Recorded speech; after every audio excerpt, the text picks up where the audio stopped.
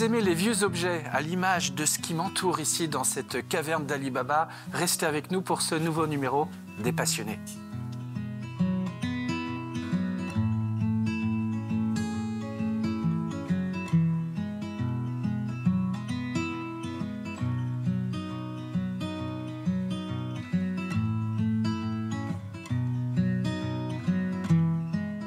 Qui êtes-vous, Philippe? Alors voilà, moi je fais partie de la commune de Luc-sur-Boulogne. Je suis un passionné, j'étais peintre en bâtiment. Je fais partie aussi, maintenant il n'y en a plus, c'était de l'office de tourisme. Parce que j'aimais bien être en contact avec les gens. Puis je suis toujours en contact d'ailleurs. C'est ce qui est formidable pour moi. Ça c'est mon dada.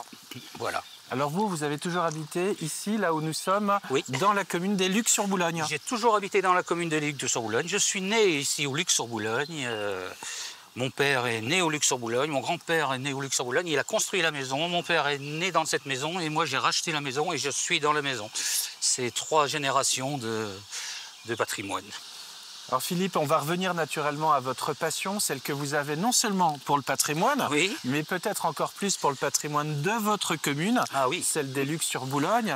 Oui. Mais j'imagine qu'à côté de ça, vous avez peut-être d'autres activités comme retraité? Ah oui, ben je bricole beaucoup. Je bricole, un peu de jardin, un peu de tout, quoi. Mais c'est formidable. Voilà. Faut s'occuper maintenant, en retraite. Mais je suis plus souvent ici au patrimoine qu'autrement, quoi. Parce qu'ici, à quelques dizaines de mètres de là où nous sommes, oui, nous avons le musée du Lucus. Oui. Hein, ce musée qui est un musée, il n'y a pas que l'Historial au Luc-sur-Boulogne, il y a le musée du Lucus. Il y a le musée du Lucus, oui. Et là, c'est vraiment une passion que vous avez pour ce musée. Vous y investissez beaucoup. C'est un peu la caverne, on va dire, d'Ali Baba, hein, ce musée. C'est exactement ça. On y trouve un peu de tout. Oui. Et ce musée, on le doit un peu grâce à vous, hein, parce que vous aimez dénicher tout ce qui est possible. Tout ce qui est possible. Et ça se retrouve au musée. Et ça se retrouve au musée. Et puis on essaye de réparer, on essaye d'entretenir le matériel aussi. C'est pas mal, il faut hein, de toute façon. Et puis comme les gens savent, quand ils déménagent maintenant, ils nous appellent et puis venez voir ce qui vous intéresse, autrement ça part à la poubelle. La déchetterie, c'est ça le problème. Puis on ne peut pas tout sauver. Tout ce qu'on découvre dans ce musée, ça vient des habitants de la commune des Lucs qui souhaitent se débarrasser des choses. Puis il n'y a pas que la commune des Lucs, hein. Il y a d'autres communes aux alentours, il y a des gens qui savent qu'on garde le matériel. Comme les charrues, tout ce qu'on a là, c'est sauvé. Faut. Parce qu'il y a tellement de choses qui se balancent que, oh là là, c'est incroyable. C'est bien de garder ça pour le souvenir, pour la mémoire. Pour les souvenirs, pour la mémoire, les écoles. L'autre jour, il y a les EHPAD qui viennent nous voir aussi. Il y a pas mal de monde qui vient. Hein. C'est bien, c'est ça qui est sympa aussi.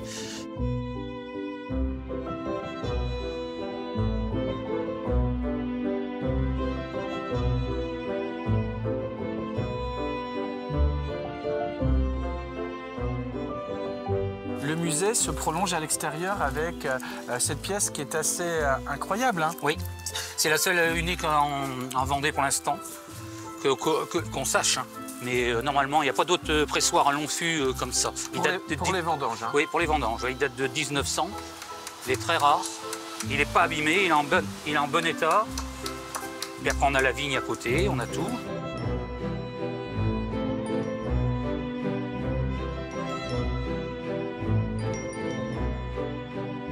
Vous, qu'est-ce qui vous passionne le plus dans le patrimoine? Qu'est-ce qui vous touche? Cet intérêt d'ailleurs pour le patrimoine, il vient de l'enfance ou c'est arrivé beaucoup plus tard? C'est arrivé plus tard. Il y a eu un tilt ou ça s'est fait? Oui, il y a eu un tilt. Je ne sais pas pourquoi. Je voyais les gens balancer des trucs, j'ai commencé à tout récupérer.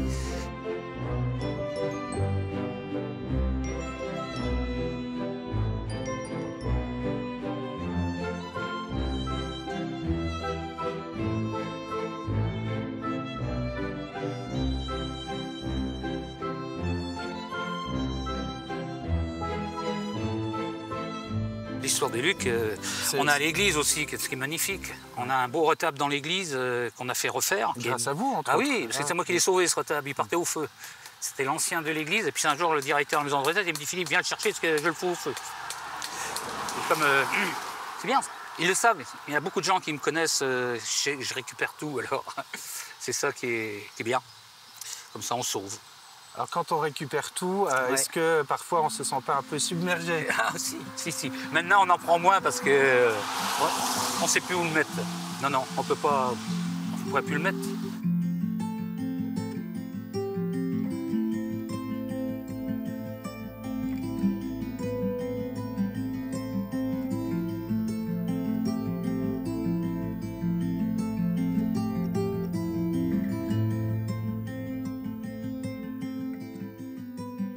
Qu'en pensent vos proches de cette, entre guillemets, addiction à vouloir tout garder?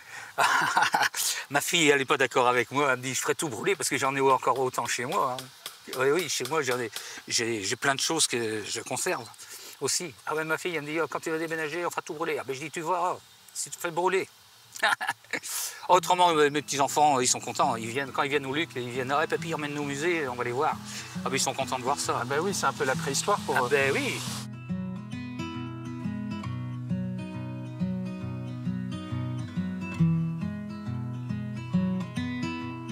Philippe, dès qu'on arrive ici au Lucus, on a tout de suite cette collection de briques par laquelle la passion, passion a démarré. Ah ben oui. C'était une collection, vous nous en avez parlé. Et là, ce sont peut-être les objets ici, Dieu sait s'il y en a beaucoup qui vous touchent le plus. Ah ben oui, les briques, il y a beaucoup de choses. Enfin, tout me touche pour moi parce que c'est tellement une passion de récupérer, de nettoyer, de tout faire, quoi. Ah ouais, on a des briques de four à pain, on a tout, c'est bien. Ouais. Je vous suis un peu parce que ici il y a de l'espace quand même.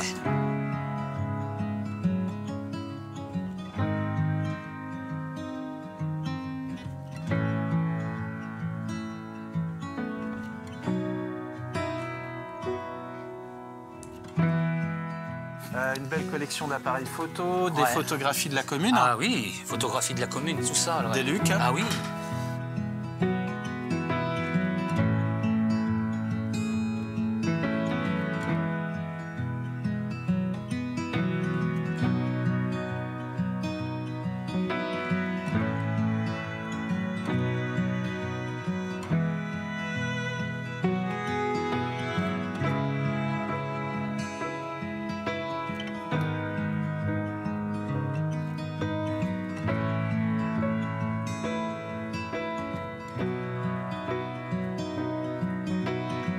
Ça, c'est l'ancienne croix de l'église des Lucs, avant qu'il écroule.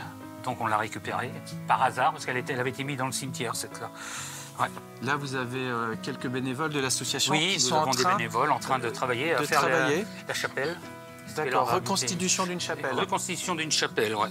Avec sa chaire. Avec la chaire, l'autel, que je remercie. Cet autel vient de... Il partait à la poubelle aussi, et il vient de Torigny. C'est M. Luc Guyot à l'époque qui me l'avait offert.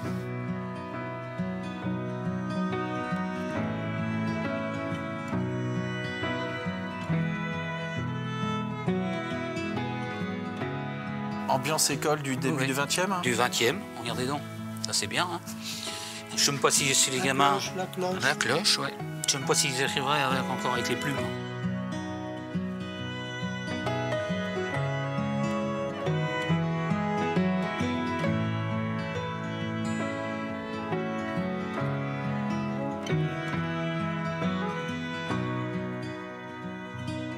Vraiment, on a, toutes les bascules, on a beaucoup de choses très très variées ici. Ah oui.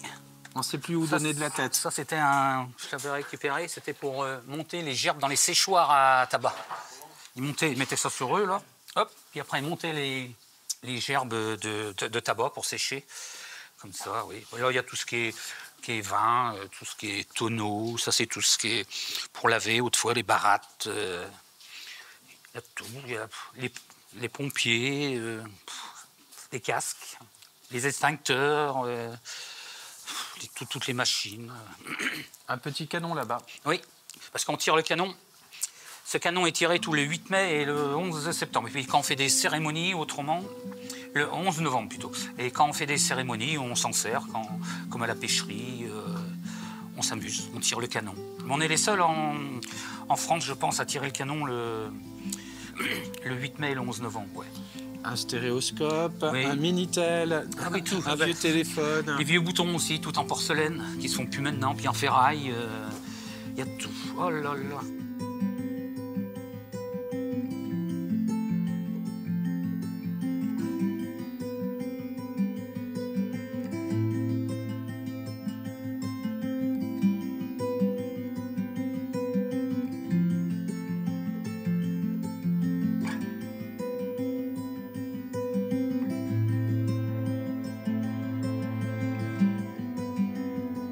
Comment vous le voyez, vous, à évoluer à ce musée du Lucus ici au Luc-sur-Bologne?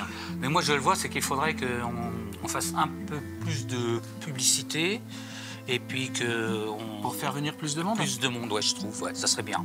Qu'on ait plus de monde ici. Déjà, on a les écoles, on a les EHPAD, on commence à être connu maintenant, c'est ça qui est bien. Ouais. On commence à être connu pas mal, donc c'est ce qu'il faut. Là, on va peut-être travailler aussi avec le foyer des jeunes, là, parce que j'ai vu qu'ils nous ont demandé aussi. Donc on pourra peut-être les embaucher pour nous donner un coup de main à nettoyer les objets. Puis c'est bien. De toute façon, il faut qu'ils bougent. Hein. Pour ceux qui nous regardent, Oui. ici, le Lucus, au Luc-sur-Bologne, il est ouvert tous les 1er et 3e samedis du mois. Du mois, oui. Et autrement, sur réservation, si c'est des autocaristes ou des écoles, quand il y a plus de 20 personnes, après, pour la sécurité, on fait passer par groupe.